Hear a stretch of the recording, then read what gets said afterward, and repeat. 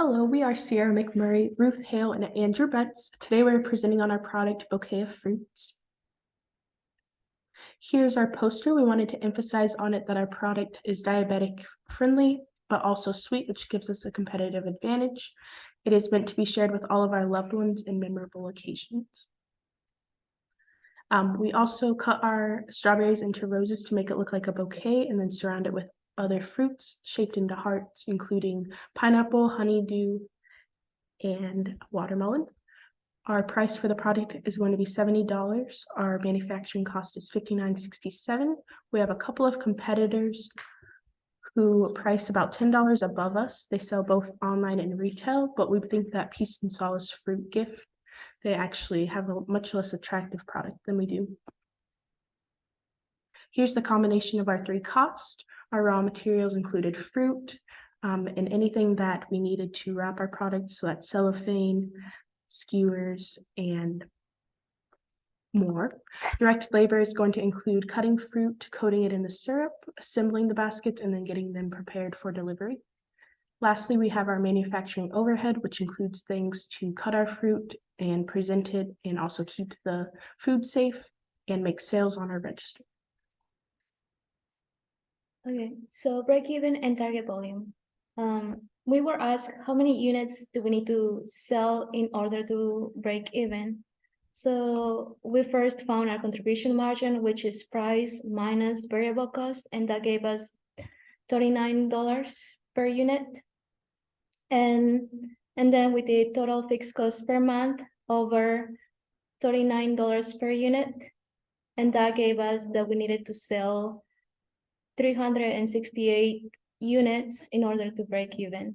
And then how many units do we need to sell in order to make 10,000 in profit? So we took our total fixed cost and we added our profit, our target profit.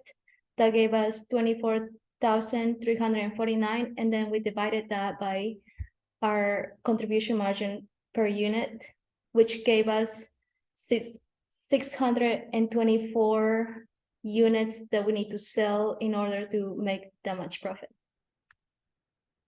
And our contribution margin income statement. So let's assume that we need to make 500 units a month.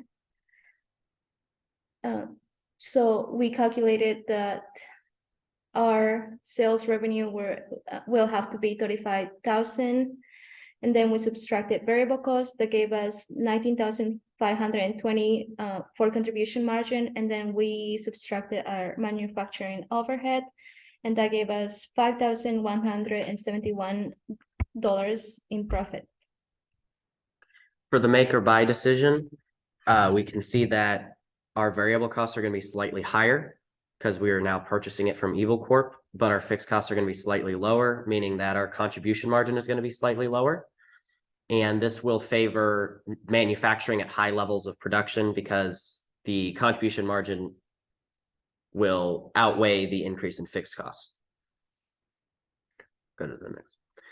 And then to decide which one was better, we start with a sales level of 500 units. We can see that making, we have $5,171 of profit. And if we buy, we have about 10,300, which means that buying will be the better option. But at high levels of production, this will actually swap, and we can see that at 1,776 or higher, making the product ourselves is going to be the most fiscally responsible option. That's all we have today on our product. Thank you.